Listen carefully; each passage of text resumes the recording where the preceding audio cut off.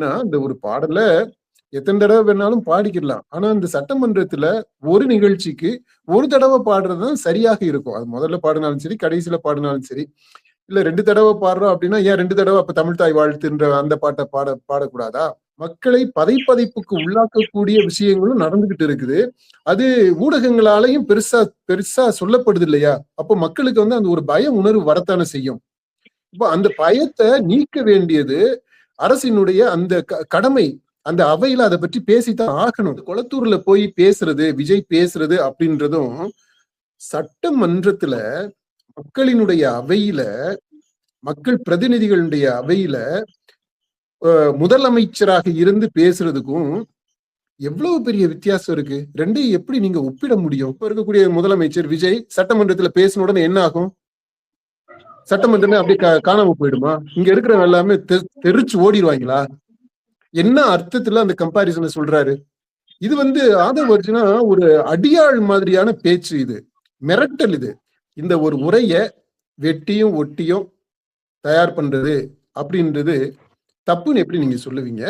தனி மனிதரை பற்றி இந்த அவையில எந்த அளவிற்கு விவாதிக்கலாம், எந்த அளவிற்கு அவர் பெயரை பயன்படுத்தலாம் அப்படின்றது விவாதத்திற்குரியது. பயங்கர டிமாண்ட்ல இருக்கக்கூடிய ஆள் அவரு, டைரக்டர். அவரை எப்படி நீங்க ஒரு உதாரணமா நீங்க சொல்றீங்க?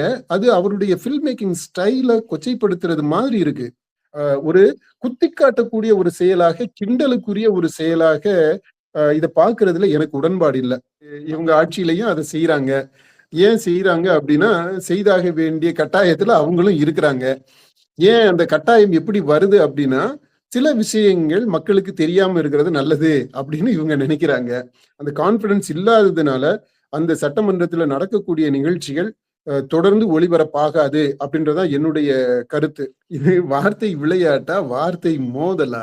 ஒருத்தன் திட்டிக்கிறான் அப்படின்னா அது என்ன விளையாட்டாக முடியும்? இந்த சட்டமன்றம் அப்படின்றது யுத்தம் நடக்கக்கூடிய ஒரு இடமாக மாறிடும்ன்றாரா? என்ன சொல்ல வர்றாரு? இந்த கண் அசைவு கிடைச்சிட்டா என்ன நடக்கும்? இந்த சட்டமன்றத்துல முதல்வர் ஜோசப் விஜய் அவருடைய செயல்பாடு அது எனக்கு என்னமோ கொஞ்சம் ஏமாற்றத்தை தரக்கூடியதாக இருக்கு.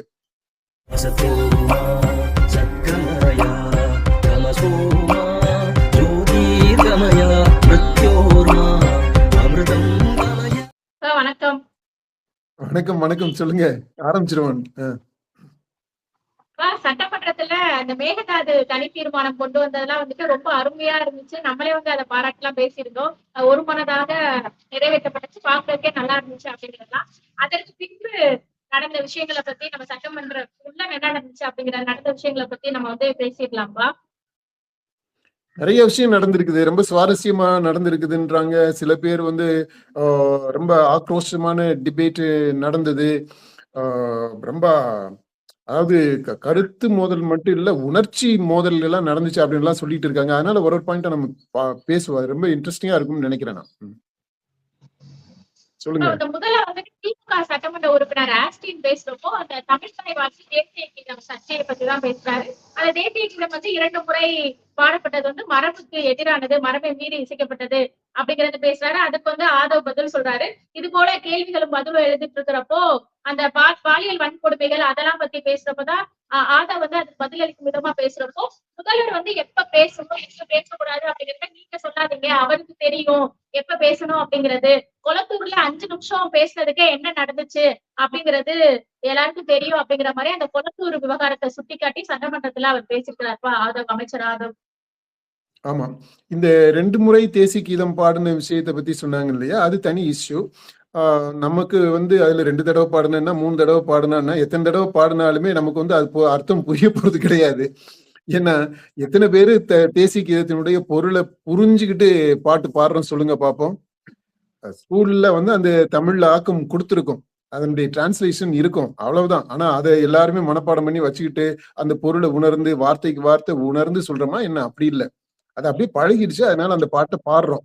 இது தேசிய கீதத்தை அவமரியாதையா சொல்றது அர்த்தம் கிடையாது இப்ப நான் சொல்றது. ஆனா என்ன சொல்ல வர்றேன் அப்படின்னா, இந்த ஒரு பாடல எத்தனை தடவை வேணாலும் பாடிக்கிடலாம். ஆனா இந்த சட்டமன்றத்துல ஒரு நிகழ்ச்சிக்கு ஒரு தடவை பாடுறதுதான் சரியாக இருக்கும். அது முதல்ல பாடினாலும் சரி, கடைசியில பாடினாலும் சரி. இல்ல 2 தடவை பாடுறோம் அப்படின்னா ஏன் 2 தடவை அப்ப தமிழ் தாய் வாழ்த்துன்ற அந்த பாட்டை பாடக்கூடாதா? அதான் இது எத்தனை தடவை பாடுறோம் அப்படின்றது முக்கியம் இல்ல, எப்படி பாடுறோம் அப்படின்றத ரொம்ப முக்கியம். அந்த பொருளை உணர்ந்து, அர்த்தத்தை உணர்ந்து, உணர்ச்சி பூர்வமாக இன்வால்வ் பண்ணி நம்ம அதை பாடணும். இப்ப அந்த பாட்டை பாடும்போது தேச பக்தி, அந்த உணர்வு வந்து நம்ம இதயத்துல மேலோங்கி வரணும். அதுதானே அந்த பாட்டை பாடுறதுக்கு அர்த்தம். அப்படி இருந்துச்சுன்னா ஒரு தடவை பாடினா கூட போதும் தான்.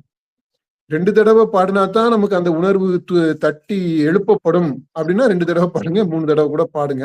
இப்ப அதே ஆர்குமெண்ட்டை நம்ம தமிழ் தாய் வாழ்த்துக்கும் நம்ம சொல்லலாம். ஓகே, அதனால அந்த இஷ்யூ அதோட நம்ம விட்டுறலாம். இப்ப நீங்க சொன்னது ரொம்ப முக்கியமானது. அதான் அந்த கொளத்தூரை பத்தி ரெஃபரன்ஸ். இப்ப நான் இந்த பாயிண்ட் சொன்ன உடனே இந்த 200 ரூபாய் ஊப்பி மாதிரி நான் பேசுறேன் அப்படின்னு சொல்ல போறாங்களா என்னன்னு தெரியல. ஏன்னா இப்போ இந்த விவாதம் நடந்துகிட்டு இருக்கிறது சட்டமன்றம். சட்டமன்றத்தில் இருக்கிறவங்க எல்லாருமே மக்களால் தேர்ந்தெடுக்கப்பட்ட மக்களினுடைய பிரதிநிதிகள். அதாவது மக்களுடைய பிரதிநிதிகள் என்ன அர்த்தம்னா, மக்கள் அவங்களுடைய அதிகாரத்தை இந்த பிரதிநிதிகளுக்கு வழங்கி இருக்கிறாங்க. அப்போ அது ஒரு மக்கள் அதிகார மையம், அது அந்த இடம்ன்றது. அப்போ அங்க நடக்கக்கூடிய நிகழ்வுகள் எல்லாத்திற்குமே மக்கள் அதற்கான மக்களுக்கு அக்கௌண்டபிளா இருக்கணும் அங்க நடக்கிற நிகழ்வுகள் எல்லாம். அப்ப மக்களுக்கு பொறுப்போட நம்ம இருக்கிறோம். மக்கள் தங்களை அனுப்பி இருக்கக்கூடிய மக்களுக்கு நம்ம வந்து உரிய மரியாதையை நம்ம செலுத்துறோம் அப்படின்றது அந்த செயல்பாடுகள்ல வெளிப்படணும். மக்களை மதிக்கிறதும் மக்களுடைய உணர்வுகளை அங்க பிரதிபலிக்கிறதும் ரொம்ப முக்கியம். அந்த அவையினுடைய மகத்துவம் அது. இது சாதாரண ஒரு பொதுக்கூட்டம் கிடையாது. இல்ல அந்த டிஃபரன்ஸ், யுனிக்னஸ் புரியுது இல்லையா? இப்ப இப்படிப்பட்ட ஒரு அவையில நடக்கக்கூடிய எந்த விவாதமுமே மக்களை மையப்படுத்தியதாக இருக்கணும். இப்ப அந்த இதுலதான் இன்றைக்கு நாட்டுல நடக்கக்கூடிய நிகழ்ச்சிகள், இன்றைக்கு தமிழ்நாட்டுல நடக்கக்கூடிய அந்த நிகழ்ச்சிகள் எல்லாமே நல்ல விஷயங்களும் நடக்குது, அதை மறுக்கல. இந்த ஆட்சியில நல்லதாகவும் செயல்படுறாங்க. ஆனா மக்களை பதைப்பதைப்புக்கு உள்ளாக்கக்கூடிய விஷயங்களும் நடந்துகிட்டு இருக்குது. அது ஊடகங்களாலையும் பெருசா சொல்லப்படுது இல்லையா? அப்போ மக்களுக்கு வந்து அந்த ஒரு பய உணர்வு வரத்தானே செய்யும். இப்போ அந்த பயத்தை நீக்க வேண்டியது அரசினுடைய அந்த கடமை. அந்த அவையில அதை பற்றி பேசித்தான் ஆகணும். அப்படி பேசும்போது அத ஒரு பொறுப்போட அதற்கு பதில் சொல்லணும். இஷ்யூ என்ன? லா அண்ட் ஆர்டர் பிரச்சனை, பெண்களுடைய பாதுகாப்பு, இந்த குழந்தைகளுடைய பாதுகாப்பு, பாலியல் வன்கொடுமை, கொலை, இது மாதிரி எல்லாம் நடக்குது. இதுக்கு அரசு என்ன பதில் சொல்ல போகுது? அரசு என்ன நடவடிக்கை எடுத்திருக்கு, இப்ப அடுத்து எடுக்க போகுது? இதை பற்றி பேசணும். முதல்வர் அவருடைய கருத்து என்ன, அவர் என்ன செய்யறாரு, என்ன நினைக்கிறாரு, என்ன செய்ய போறாருன்றது சொல்லணும் அப்படின்னு சொல்றதுன்றது வந்து ரொம்ப நியாயமானது. இது வந்து திமுக இல்ல அதிமுக எழுப்பி இருந்தாலுமே அது மிக சரியானதுதான். அதிமுக இல்ல இது தாவிகாவோட கூட்டணி அமைச்சரவையில் இருக்கக்கூடிய காங்கிரஸ் சொல்லி இருந்தாலுமே கூட சரியானதுதான். இதற்கு உரிய மதிப்பளித்து பதில் சொல்ல வேண்டியது அந்த ட்ரெஷரி பெஞ்ச்ல இருக்கக்கூடியவங்களுடைய கடமை. இப்போ அந்த முதல்வர் இதுக்கு ஒரு வார்த்தை பதில் சொல்லி இருந்தாருன்னா நல்லா இருந்திருக்கும். ஆனா அதுக்கு பதிலா ஆதவ அர்ஜுனா வந்து அவர் சொல்றது பாருங்களேன், இஷ்யூவை விட்டுட்டாரு. அவரு முதல்வர் எப்ப பேசணும், எப்படி பேசணும், எவ்வளவு நேரம் பேசணும்ன்றது அவருக்கு தெரியும் அப்படின்றாரு. அதுல மாற்று கருத்து இல்லை. முதல்வருக்கு தெரிஞ்சிருக்கும் அவர் என்ன பேசணும், எப்படி பேசணும், தான் எந்த மொழியில பேசணும். அப்புறம் அவர் வந்து எழுதி இருக்கிறத வாசிக்கணுமா, இல்ல உள்ளத்துல இருந்து அவர் வந்து டெக்ஸ்ட் இல்லாம பேசணுமா அப்படின்றது எல்லாமே அவருக்கு தெரியும். அதை வந்து நம்ம அது விவாதத்திற்குரிய ஒரு பொருள் கிடையாது. ஆனா அவர் சொல்ற விதம் இதையே ஒரு விவாதத்திற்குரிய பொருள் மாதிரி அவர் சொல்றாரு. அடுத்து அவர் காட்டக்கூடிய அந்த உதாரணம் வந்து கொஞ்சம் கூட பொருத்தமே இல்லாதது. அவரு தேர்தல் பிரச்சார களத்துல ஒரு கட்சியினுடைய தலைவர், அந்த தொகுதியில போட்டியிடக்கூடிய ஒரு வேட்பாளர், இதுதான் கான்டெக்ஸ்ட். அவர் வந்து விஜய் பிரச்சாரத்திற்கு போகும்போது அவரு ஒரு வேட்பாளராக போறாரு. இப்ப குளத்தூருக்கு அவர் போகும்போது வேட்பாளர் இல்ல, பக்கத்துல இருக்க தொகுதியுடைய வேட்பாளர் இங்க வந்து கட்சி தலைவராக பிரச்சாரத்துக்கு போறாரு. இப்ப அந்த குளத்தூர்ல போய் பேசுறது, விஜய் பேசுறது அப்படின்றதும் சட்டமன்றத்துல மக்களினுடைய அவையில, மக்கள் பிரதிநிதிகளுடைய அவையில முதலமைச்சராக இருந்து பேசுறதுக்கும் எவ்வளவு பெரிய வித்தியாசம் இருக்கு. ரெண்டையும் எப்படி நீங்க ஒப்பிட முடியும்? இந்த ஒப்பீடுன்றதே ரொம்ப ரொம்ப சிறுபிள்ளைத்தனமான, நான் சொல்றதுக்கு நான் துணிஞ்சுதான் சொல்றேன், ஒரு முட்டாள்தனமான ஒப்பீடு இது. இது ரெண்டையுமே ஒப்பிடவே முடியாது, ஒப்பிடவும் கூடாது. அந்த தொனி வேற, அந்த களம் வேற. அது பிரச்சாரம், தேர்தலுக்கு முன்னாடி. இது வந்து ஆட்சி, மக்கள் அதிகாரம், மக்களுடைய அவை. இந்த அவையில பேசுறது வந்து எப்படி நீங்க அதை போய் உதாரணமா சொல்ல முடியும்? அங்க 5 நிமிஷம் பேசி, சரிப்பா 5 நிமிஷம் பேசினாரு, அதனால என்ன நடந்துச்சு? ஸ்டாலின் வந்து தோத்து போயிட்டாரு. அப்ப முதலமைச்சரா இருந்தவரே தோற்கடிக்கப்பட்டுட்டாரு. சரி, அதனால இப்ப என்னவா? இங்க இவர் இப்ப இருக்கக்கூடிய முதலமைச்சர் விஜய் சட்டமன்றத்துல பேசின உடனே என்ன ஆகும்? சட்டமன்றமே அப்படியே காணாம போயிடுமா? இங்க இருக்கிறவங்க எல்லாமே தெரிச்சு ஓடிடுவாங்களா? என்ன அர்த்தத்துல அந்த கம்பாரிசனை சொல்றாரு? இப்போ இந்த சட்டமன்றத்துல ஓகே, அவர் எப்ப பேசணும், எப்படி பேசணும் எல்லாம் முடிவு பண்ணிட்டு பேசுறாருப்பா. பேசினா என்ன நடக்கும்? என்ன இந்த சட்டமன்றத்துல முதலமைச்சர் விஜய் வாயை திறந்து பேசும்போது என்ன நடக்கும்னு இந்த ஆதவர்ஜனா சொல்ல வர்றாரு. என்ன நடக்குங்க சொல்லுங்க. நான் காணொலியை பார்த்துட்டு இருக்கிறவங்கள்ட்ட எல்லாத்தையுமே கேட்கிறேன், என்ன நடக்கும்? அங்க வந்து குளத்தூர்ல 5 நிமிஷத்துல ஒரு முதலமைச்சரவே தோற்கடிக்கக்கூடிய அளவுக்கு அந்த பேச்சுக்கு பவர் இருந்துச்சு, ஒத்துக்கிறோம். அவர் வந்து சில தமிழ்நாடு முழுக்க சில இடங்கள்ல போய் பேசினாரு, அதற்கு அவ்வளவு பெரிய பவர் இருந்துச்சு, அதனால அவங்க ஆட்சிக்கு வர முடிஞ்சிருச்சு, ஒத்துக்கிறோம். இப்போ அந்த மாதிரி ஒரு பேச்ச, பவர்ஃபுல் பேச்ச, ஒரு அணுகுண்டு மாதிரியான பேச்ச சட்டமன்றத்துல அவர் பேசுறாரு. என்ன நடக்கும்? சட்டமன்றத்துக்குள்ள என்ன நடக்கும்? இல்ல இந்த அரசுக்கு என்ன நடக்கும்? என்ன நடந்துரும்? அத சொல்லுங்கப்பா. அத சொல்றதுக்கு தான் இந்த அவை. மிரட்டல் இல்ல, உருட்டல் இல்ல. இது வந்து ஆதவர்ஜனா ஒரு அடியாள் மாதிரியான பேச்சு, இது மிரட்டல். இது அவர் வந்து ஒரு மாண்புமிகு அமைச்சராக இருக்கிறாரு, மாண்புமிகு எம்எல்ஏவாக இருக்கிறாரு, மாண்புமிகு அவையில இருக்கிறாரு. அந்த அவையில இருக்கும்போது அந்த மாண்புமிகு அப்படின்ற அந்த வார்த்தை இருக்கு இல்லையா, அந்த தொடர்,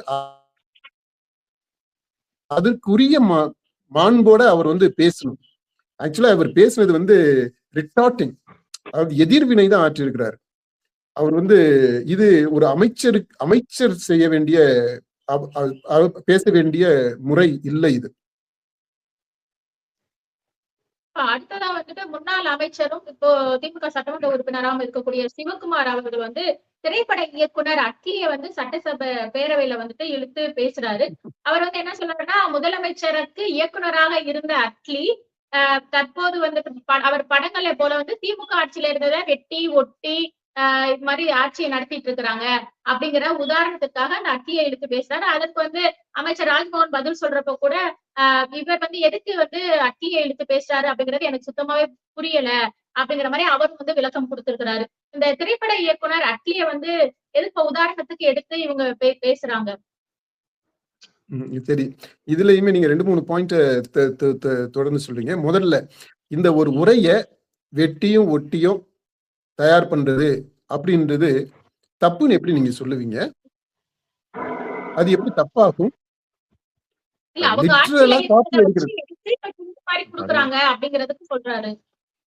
சரி சரி, இப்ப திமுக ஆட்சியில அவங்க சொன்னது மட்டும் அப்படியே ஒரிஜினலா எல்லாத்தையுமே சொல்லிட்டாங்களாமா? அப்படியெல்லாம் கிடையாது, அப்படி சொல்லணும்ன்ற அவசியமும் கிடையாது. ஏன் முந்தைய ஆட்சியில் இருக்கக்கூடிய சில நல்ல திட்டங்களை வந்து இந்த ஆட்சியிலையும் எடுத்து சொல்றதுல என்ன தப்பாயிட போகுது? அதனால அதெல்லாம் ஒண்ணும் கிடையாது. ஏன் இப்ப நியூ எஜுகேஷனல் பாலிசி இருக்குது இல்லையா, அந்த புதிய கல்விக் கொள்கை, மத்திய அரசினுடைய கொள்கை, இந்த மாநில அரசு திமுக ஆட்சியில இருக்கும்போது மாநில அரசும் தமிழ்நாடுக்குன்ட்டு புதிய கல்விக் கொள்கையை ஒண்ணு கொண்டு வந்தாங்க, தமிழ்நாட்டுக்குரியதுன்ட்டு. கடைசியில பாத்தீங்கன்னா அந்த மத்திய அரசு கல்விக் கொள்கையில என்ன சொல்லி இருந்துச்சோ அதை அப்படியே இங்க வந்து சொல்லியிருந்தாங்க, தமிழ்நாடு அரசினுடைய புதிய கல்விக் கொள்கைன்னு. அந்த கட்டிங், பேஸ்டிங், காப்பியிங் அதெல்லாம் ஓகேயாமா? இப்ப இவங்க வந்து தாவேக்கால இருந்து இதுல ஏதோ ஒரு சில விஷயங்களை சொல்லிட்டாங்க, அதெல்லாம் என்ன தப்புன்னு நீங்க சொல்ல வர்றீங்க?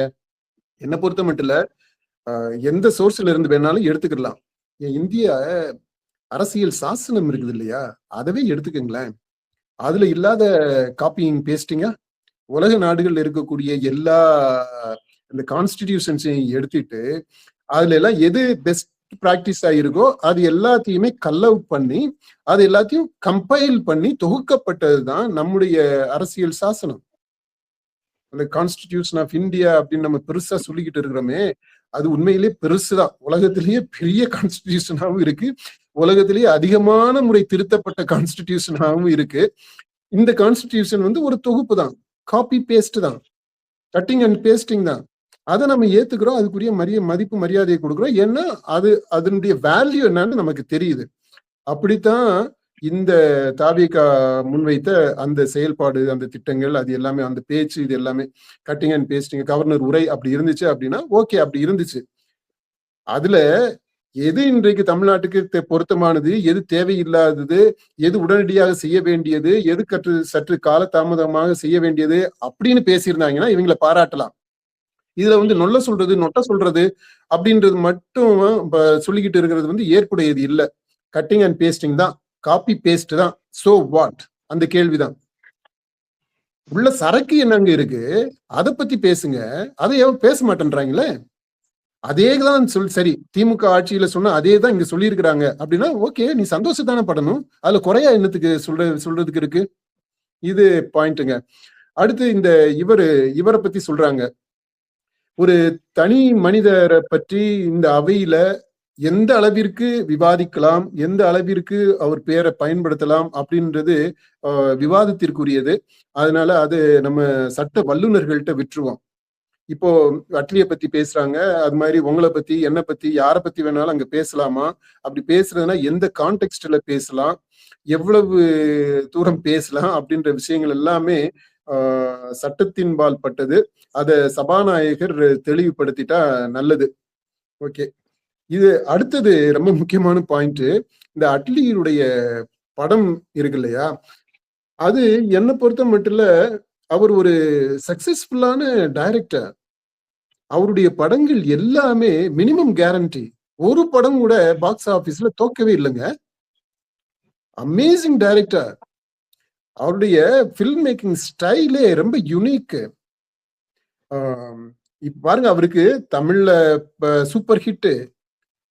அவர் படத்துல நடிக்கிறதுக்கு எவ்வளவு பெரிய ஸ்டார்ஸ் எல்லாம் வெயிட் பண்ணிக்கிட்டு இருக்கிறாங்க. இப்ப நேஷனல் லெவல்ல, இந்திய அளவுலயே ரொம்ப டிமாண்ட் உள்ள டைரக்டர்கள்ல அவர் ஒருத்தர். அவர் எடுத்த படம், இந்தி படம் வந்து சூப்பர் ஹிட், பயங்கர டிமாண்ட்ல இருக்கக்கூடிய ஆள் அவர் டைரக்டர். அவரை எப்படி நீங்க ஒரு உதாரணமா நீங்க சொல்றீங்க? அது அவருடைய பிலிம் மேக்கிங் ஸ்டைல கொச்சைப்படுத்துறது மாதிரி இருக்கு. அது ஏதோ வேற சோர்ஸ்ல இருந்து சீன்ஸை எடுத்துட்டாரு, இல்ல இது ஐடியாஸை எடுத்துட்டாரு அப்படின்றதுனால அது எந்த விதத்துல அவருடைய படத்தை மக்கள் ரிஜெக்ட் பண்ணிட்டாங்க, ரசிக்காம போயிட்டாங்க? பாக்ஸ் ஆபீஸ்ல என்ன வருமானம், கலெக்ஷன் வராம போயிடுச்சா? அதனால ஒரு படத்தினுடைய வெற்றி தோல்வி அப்படின்றது அந்த படம் எவ்வளவு வருவாய் கொண்டு வருது அப்படின்றத வச்சுதான் இருக்கு இன்னைக்கு சூழ்நிலையில.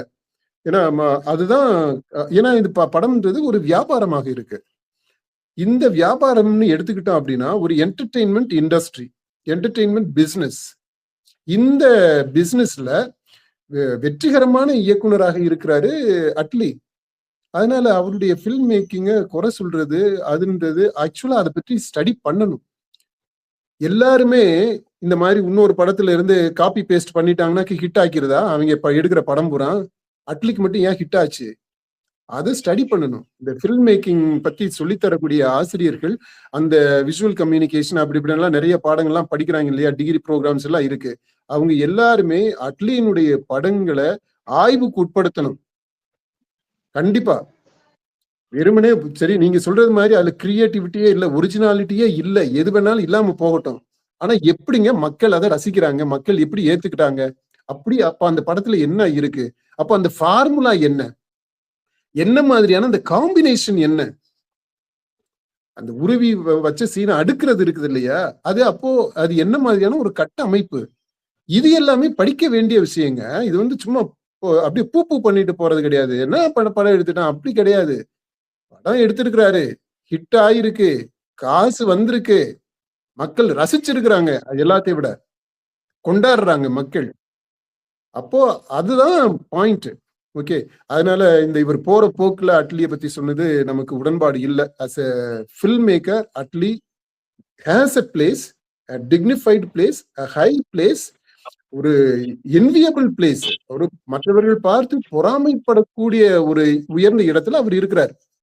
ஓகே, அது அடுத்தது அட்லியை பற்றி இவர் சொன்னதுக்கு என்ன காரணம்னு வெளியில பேசிக்கிறாங்க, இந்த சமூக வலைத்தளங்கள்லயும் மக்களும் பேசிக்கிறாங்க அப்படின்றது அதுதான் பாயிண்டா இருக்கலாம்னு நான் நினைக்கிறேன்.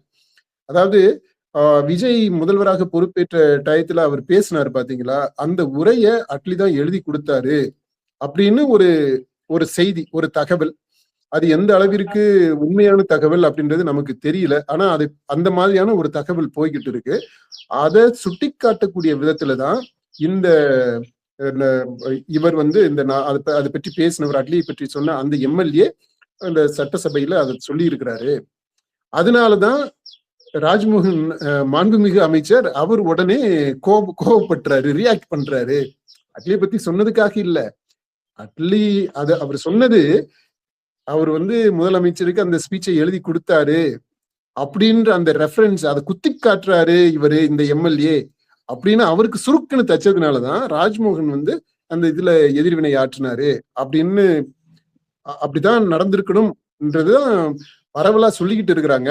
இப்போ இவர் உண்மையிலே அட்லி தான் அந்த ஸ்பீச்சை எழுதி கொடுத்தாரா என்ன அப்படின்றது நமக்கு தெரியாதுங்க. அதை நம்ம இந்த இதுல பதிவு பண்ணிடுறோம். அது அந்த கொடுத்திருந்தாலுமே என்னன்னு எனக்கு ஒன்றும் புரியல. அதனால அது குத்தி காட்டி இவர் என்னத்தை சாதிச்சிட்டாரு அப்படின்னு எனக்கு புரியல. அன்னைக்கு அவர் முதலமைச்சர பொறுப்பேற்கும் போது அவர் பேசின பேச்சு நல்லா இருந்துச்சு. அதை பற்றியுமே நம்ம டிஸ்கஸ் பண்ணி இருக்கிறோம். அதுல பாசிட்டிவான அம்சங்கள் என்ன, கொஞ்சம் விமர்சனத்திற்குரிய அம்சங்கள் என்ன அப்படின்றது எல்லாத்தையுமே நம்ம சொல்லி இருக்கிறோம். அதனால அது யார் எழுதி கொடுத்திருந்தா என்ன, எப்படின்னாலுமே யாராவது ஒருத்தர் ஸ்பீச்சை எழுதித்தானே கொடுத்துக்கிட்டு இருக்கிறாங்க. எல்லாருக்குமே அப்படித்தானே இருக்கு. எல்லா தலைவர்களுமே எழுதி கொடுத்த அந்த ஸ்பீச்சை வச்சுக்கிட்டு தானே இப்ப பேசுறாங்க. மனசுக்குள்ள இருந்து பேசினாலுமே யாராவது ஒருத்தர் ஹெல்ப் பண்ண வேண்டியதானே இருக்கு. அதனால இத ஒரு குத்தி காட்டக்கூடிய ஒரு செயலாக, கிண்டலுக்குரிய ஒரு செயலாக இதை பார்க்கறதுல எனக்கு உடன்பாடு இல்லை. அது மாதிரி அட்லி பற்றி இது மாதிரி ஒரு தரக்குறைவாக பேசுறது மாதிரி ஒரு துணி அதுல வெளிப்பட்டது, அதுவும் நமக்கு உடன்பாடு கிடையாது. அடுத்து எழுதி கொடுத்து வாசிக்கிறது அப்படின்றதுல தப்பு ஒண்ணும் கிடையாது அப்படின்றத நம்முடைய நிலைப்பாடு. அடுத்து இந்த சட்டப்பேரவை முழுவதுமாக நேரலை பண்ணணும் அப்படிங்கிறது ஒரு நீண்ட நாள் கோரிக்கையாவே இருக்குது. இப்ப குறிப்பா தாவிக ஆட்சி அதை பண்ணணும் அப்படின்னு சொல்லிட்டு உறுதியா எல்லாருமே நம்பிட்டு இருந்த நிலையில ஆளுநர் உரை முழுமையாக லைவ் டெலிகாஸ்ட் பண்ணப்பட்டது. இப்போ அடுத்து அந்த தனி தீர்மானமே தனி தீர்மானம் நிறைவேற்றப்பட்டது வரையுமே அந்த நேரலை அப்படிங்கிறது ஒளிபரப்பு பட்டுட்டு இருந்துச்சு. திடீர்னு கட் ஆயிடுச்சு. அதுக்கு அமைச்சர் ராஜ்மோகன் பதில் சொல்றப்ப எனக்கு தெரியாது, நான் வெளியே வந்தப்பதான் இது மாதிரி லைவ் கட் ஆயிடுச்சு அப்படிங்கிறது எனக்கு தெரியும், தொடர்ந்து அடுத்தடுத்து நேரலை பண்ணப்படும் அப்படிங்கிறாங்க. அப்புறம் இன்னொரு சட்டமன்ற உறுப்பினர் சொன்னப்போ டெக்னிக்கல் ஃபால்ட்ஸ்னால அந்த நேரலைங்கிறது நிறுத்தப்பட்டிருக்கும் அப்படிங்கறது சொல்றாங்க. ஆனா இதற்கு முன்பு கட்டாட்சியிலே இந்த நேரலைங்கிறது பண்ணாததுக்கு மிகுந்த குற்றச்சாட்டுகளை வச்சுட்டு இருந்த நிலையில இவங்க ஆட்சியிலையும் அந்த நேரலைங்கிறது நிறுத்ததான் பட்டுட்டு இருக்குது இல்ல? ஆமா, அதான் அது இவங்க ஆட்சியிலையும் அதை செய்யறாங்க. ஏன் செய்யறாங்க அப்படின்னா, செய்தாக வேண்டிய கட்டாயத்துல அவங்களும் இருக்கிறாங்க. ஏன் அந்த கட்டாயம் எப்படி வருது அப்படின்னா, சில விஷயங்கள் மக்களுக்கு தெரியாம இருக்கிறது நல்லது அப்படின்னு இவங்க நினைக்கிறாங்க.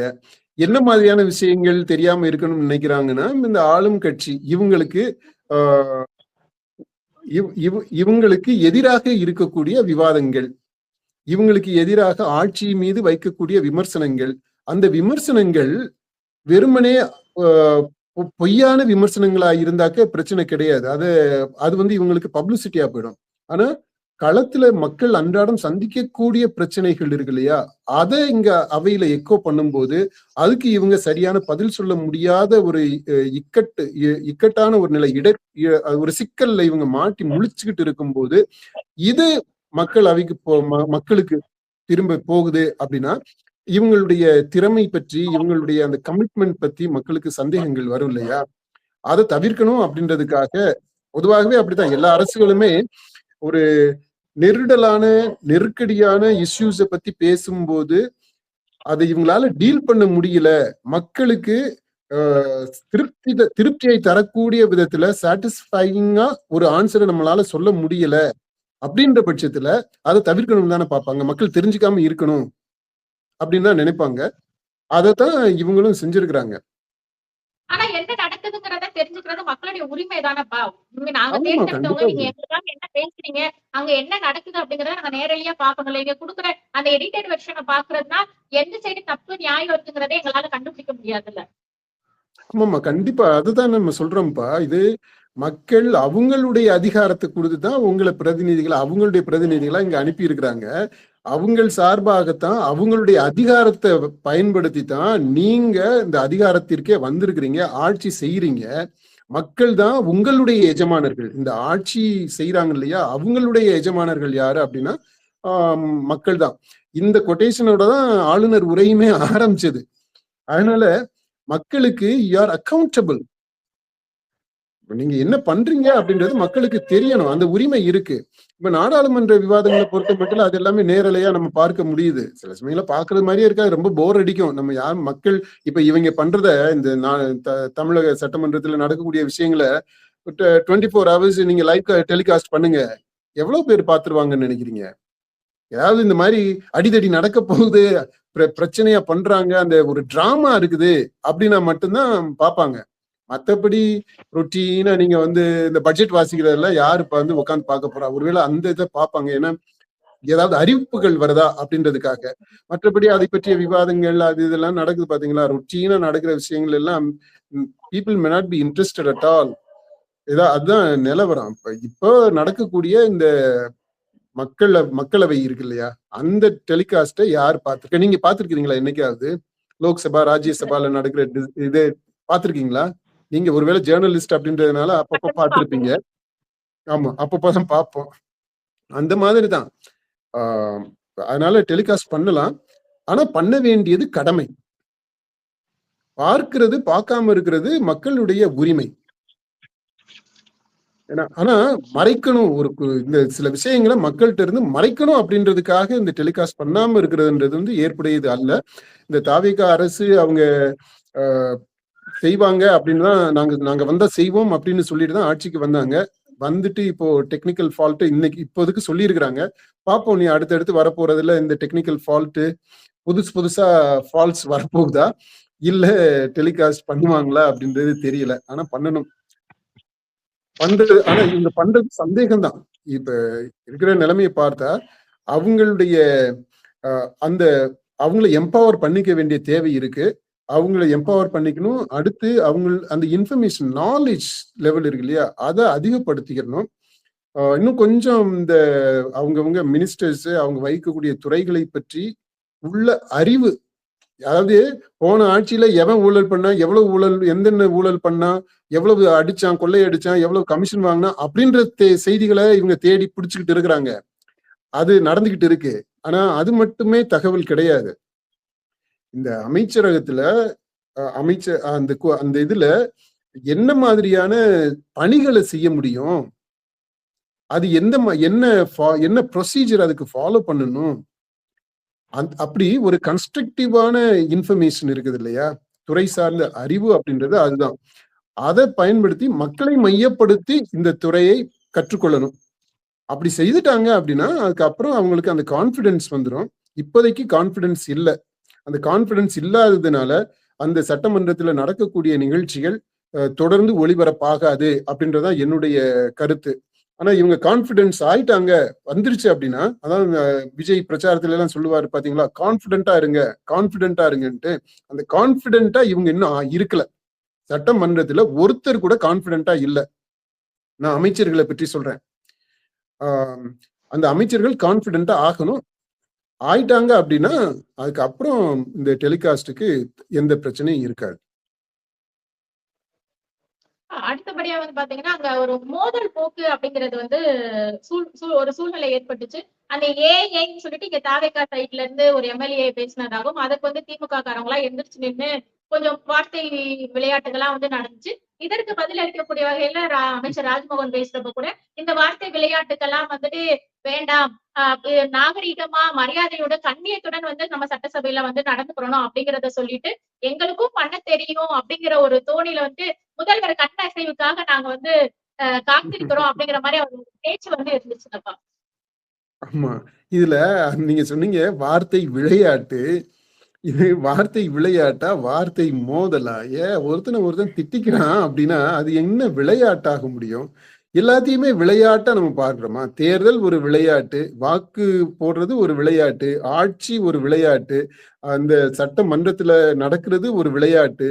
இல்ல, இதெல்லாம் விளையாட்டு இல்ல. அங்க நடந்தது வந்து ஒரு மோதல், ஒரு தப்பு, மரியாதை குறைவாக பேசிட்டாங்க. அந்த யார் பேசுனாங்களோ அவங்க வந்து கண்ணியத்திற்கு முரணா நடந்திருக்கிறாங்க. இது விளையாட்டுன்ற வார்த்தையில அதை வந்து சாதாரணமாக்கிடக்கூடாது.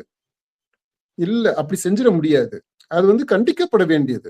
ராஜ்மோகன் அவருடைய கண்டனத்தை தெரிவிச்சிருக்கிறாரு அப்படின்னா அதை நம்ம அப்படித்தான் அப்படி நான் புரிஞ்சுக்கிறேன். அதை சொல்ல வந்தவரு அவருக்குரிய ஸ்டைல்ல இந்த இதை சொல்லி இருக்கிறாரு. இது வந்து விளையாட்டு இல்ல இந்த போக்கு. ஆனா அவர் சொல்றாரு பாத்தீங்களா, கண்ணசைவுக்காக காத்துக்கிட்டு இருக்கிறோம் அப்படின்றாரு. இந்த கண்ணசைவு கிடைச்சிருச்சுப்பா, என்ன பண்ணுவாரு அவரு? இந்த கண்ணசைவு என்ன பண்ணுவாரு? அப்போ அவர் வந்து புகுந்து விளையாடுவாரா? அப்போ வெறும் விளையாட்டா இருக்காது, அது வினையாக மாறும் அப்படின்னு சொல்ல வர்றாரா? விளையாட்டு வினையா போச்சு அப்படின்றோம்ல, அப்போ அது மாதிரி வினையா மாறிடும்ன்றாரா? அப்போ இந்த விளையாட்டு நடக்கக்கூடிய இந்த விளையாட்டு களமானது ஒரு போர்க்களமா மாறிடும்ன்றாரா? இந்த சட்டமன்றம் அப்படின்றது யுத்தம் நடக்கக்கூடிய ஒரு இடமாக மாறிடும்ன்றாரா? என்ன சொல்ல வர்றாரு? இந்த கண் அசைவு கிடைச்சிட்டா என்ன நடக்கும்? அங்க வந்து ரத்தக்காடு ஆயிருன்றாரா? வெட்டுக்குத்து ஆயிருன்றாரா? இல்ல நமக்கு எல்லாருக்குமே தெரியும், ஜெயலலிதா அம்மா அவங்க அந்த அவைக்குள்ள போகும்போது அவங்களுக்கு சேலையை பிடிச்சு இழுத்துட்டாங்க, முடிய பிடிச்சு இழுத்துட்டாங்க அப்படின்னு எல்லாம் நம்ம அந்த காலத்துல நடந்த விஷயம். அது அந்த காலம்னு ஆகி போயிடுச்சு. அப்ப நடந்த விஷயம் நமக்கு தெரியும். அப்பதான் அவங்க வெளியில ஒரு தலைவிரி கோலத்தோட வெளியே வந்தாங்க அந்த அவையை விட்டு. நீ அடுத்து இந்த அவைக்குள்ள போனா நான் முதல்வராத்தான் போவேன் அப்படின்னு அந்த சூளுரையோட வந்தாங்க. கரெக்டா அது செய்தும் காட்டுனாங்க. இப்ப அந்த மாதிரியான அவங்கள அவமதிச்சது மாதிரியான ஒரு நிகழ்வுகள்லாம் இங்க நடக்கும் அப்படின்னு சொல்ல வர்றாரா? அல்லது ஸ்டாலின் அவரு ஒரு அப்படியே இந்த சட்டமன்றத்துல இருந்து வெளியே வருவார் தெரியுமா, அந்த சட்டையை கிழிச்சு பணியனை காட்டிட்டு அப்படியே ஒரு பெரிய உள்ள போராட்டம் நடந்துச்சு அப்படின்றதுக்கு அப்படி அந்த மாதிரி நடக்கும்னு சொல்ல வர்றாரா? அல்லது இந்த ஜானகி அணியும் இந்த ஜெயலலிதா அணியும் அந்த சட்டமன்றத்துல மோதிக்கிட்ட டயத்துல பெரிய அடிதடி ஆகி கலவரமாகி ஜனாதிபதி ஆட்சி வந்தது. அந்த மாதிரியான ஒரு சூழல், போர்க்கள சூழல் உள்ள வரும், சட்டமன்றத்துக்குள்ள வரும் அப்படின்றாரா? என்ன சொல்ல வர்றாரு இவரு? இந்த கண்ணசைவுல என்ன நடக்கும்ன்றாரு? இதெல்லாம் ரொம்ப தப்பான வார்த்தை பிரயோகம். இது வார்த்தை விளையாட்டு கிடையாது. இது வந்து ரொம்ப ரொம்ப முறையற்ற, ஒழுக்கமற்ற பேச்சு. இது அவரு இனிமையா பேசுறாரு. ஆக்சுவலா ராஜ்மோகன்ட்டு ஒரு பெரிய ஸ்ட்ரென்த் இருக்கு. அவர் வந்து ரொம்ப ஸ்வீட்டா, வெரி சார்மிங் பர்சன். அதனால அவர் சொல்றத வந்து அவரை கண்டிக்கிறணும்னு கூட நமக்கு வன்மையா கண்டிக்கிறோம் அப்படின்னு எல்லாம் அவர் பேசுறதுக்கு சொல்லணும்னு நமக்கு தோணாது. ஆனா அந்த இனிமை தடவிய அந்த பேச்சு இருக்குது இல்லையா, அதுக்குள்ள ஒரு வன்மம் இருக்கு, அதுக்குள்ள ஒரு டேஞ்சர், ஒரு பாய்சன் இருக்கு அப்படின்றத நான் சுட்டிக்காட்ட வரல. இது அவரே உணராம கூட அப்படி சொல்லி இருந்திருக்கலாம். கண்ணசைவுக்காக காத்திருக்கிறோம் அப்படின்றது ஒரு சும்மா பேச்சு வழக்குல சொல்லக்கூடியது. அப்படி அவரு இலக்கிய நயத்தோட பேசுறேன்ட்டு பேசிட்டாரு. ஆனா அதுக்குள்ள உறைந்து இருக்கிறது, இப்ப நான் இவ்வளவு நேரம் பேசினேன் பாத்தீங்களா, இது எல்லாமே அந்த ஸ்டேட்மெண்ட்டுக்குள்ள இருக்கு. இதை அவர் வந்து புரிஞ்சுக்கிறணும். நீ அடுத்து வர்ற காலங்கள்ல இந்த மாதிரி அவைக்குள்ள இருக்கும்போது பேச்சு நயத்திற்காக இந்த வஞ்சகம் உள்ள, சூது உள்ள வார்த்தை பயன்பாடு அப்படின்னு சொல்றதுக்கு இடம் கொடுக்காம இருந்துட்டாருன்னா நல்லா இருக்கும். இப்ப இது எல்லாத்தையும் விட இன்னொரு பாயிண்ட் நான் சொல்லணும்னு நினைச்சேன். நீங்க வேற ஏதாவது கேட்கணும்னா கேட்டுருங்க, அப்புறம் நான் இந்த பாயிண்ட சொல்றேன். சரி, அப்ப நான் இதை சொல்லிடுறேன். இப்போ இந்த சட்டமன்றத்துல முதல்வர் ஜோசப் விஜய் அவருடைய செயல்பாடு அது எனக்கு என்னமோ கொஞ்சம் ஏமாற்றத்தை தரக்கூடியதாக இருக்கு. இந்த முதல் நாள் சரி, 2வது நாளும் சரி, 2 நாள் தான் இந்த அவை நடந்திருக்குது. இந்த 2 நாள்ல பார்க்கும்போது முக்கியமா நேற்று முதல் நாள் அதை கவர்னர் உரையை கழிச்சு விட்டுட்டு பார்த்தோம் அப்படின்னா நேற்று தான் அந்த அவை ப்ராப்பராக நடந்திருக்கு. அதுல அவருடைய செயல்பாடு பார்த்தோம்னா அவர் எப்படி அவரு பிரசன்ட் பண்றாரு, அவருடைய முக பாவம் எப்படி இருக்கு, அவருடைய பாடி பாஸ்டர் எப்படி இருக்கு, அவருடைய அவங்க மற்றவங்க எல்லாம் பேசும்போது இவருடைய எக்ஸ்பிரஷன்ஸ் என்னவாக இருக்கு அப்படின்றத பார்க்கும்போது இதை வந்து நான் அவருடைய உடல் கூறு ஆய்வு செய்யறேன் அப்படியெல்லாம் இல்லை, பாடி ஷேமிங் அந்த மாதிரி எல்லாம் இல்லை. நான் என்ன சொல்றேன், ஒரு முதல்வராக அங்க இருக்கும்போது ஏதோ ஒரு ப்ரீ ஆக்குபேஷன்லயே இருக்கிறது மாதிரி தெரியுது. ஒருத்தர் பேசிட்டு இருக்கிறாங்க அப்படின்னா அதை கவனமா கேட்கிறாரு, ஆனா கேட்கும் போதே வேற ஏதோ தொடர்ந்து யோசிக்கிறாரு. ஓகே, அவங்க சொல்றதுல ஒரு ஜட்ஜ்மெண்ட் தொடர்ந்து பண்ணிக்கிட்டு இருக்கிறாரோ அப்படின்னு நமக்கு தோணுது. அல்லது வேற இன்னொன்னு அட்வான்ஸா சிந்திக்கிறாரோ, இதை எப்படி பண்றது, அடுத்து எப்படி பண்றது, என்ன பண்றது அப்படின்ற அந்த சிந்தனை ஓடிக்கிட்டு இருக்கோ அப்படின்னு நமக்கு தோணுது. அதாவது அவரு இஸ் நாட் ஃபுல்லி பிரசன்ட், கொஞ்சம் ப்ரீ ஆக்குபேஷன் இருக்கு, கொஞ்சம் ஸ்ட்ரெஸ் இருக்கிறது மாதிரியுமே இருக்கு தெரியுதே. அது அவருக்கு தெரியும், பாக்குறவங்களுக்கு எல்லாருக்குமே அப்படித்தான் தோணுது. கொஞ்சம் இறுக்கமா இருக்கிறாரு. வழக்கமா அவர் வந்து அமைதியான ஆள் தான், கமுக்கமா இருப்பாரு, இறுக்கமா இருப்பாரு, தனிமையா இருப்பாரு. பெரிய அளவுல இந்த மாதிரி இதுல எல்லாம் கூட்டத்துல எல்லாம் அவரு ஜோவியலெல்லாம் இருக்க மாட்டாரு. ஃப்ரெண்ட்ஸ் கூட இருக்கும்போது தான் அவர் கொஞ்சம் ரிலாக்ஸ்டா இருப்பாரு அப்படின்றது எல்லாமே நமக்கு தெரியும். இருந்தாலும் அவையில ஒரு முதல்வராக உட்கார்ந்து இருக்கிறாரு இல்லையா, முதல்வராக இருக்கும்போது இன்னும் கொஞ்சம் ரிலாக்ஸ் பண்ணிட்டு அந்த எக்ஸ்பிரஷன்ஸ் வந்து இன்னும் கொஞ்சம் கனிவா இருக்கலாம். ஏன்னா அவரு நீங்க பாருங்களேன், அந்த அவையிலேயே சில ரொம்ப அத்திப்பூத்தாப்புல எப்பமாவது ஒரு சின்ன புன்னகை வரும் பாத்தீங்களேன், லைட்டா ஒரு சிரிப்பு இருக்கும். அப்போ நீங்க பாருங்க, அவ்வளவு சார்மிங், அவ்வளவு அட்ராக்டிவா இருக்கும். அப்படியே தட்ஸ் எ கில்லர் ஸ்மைல்,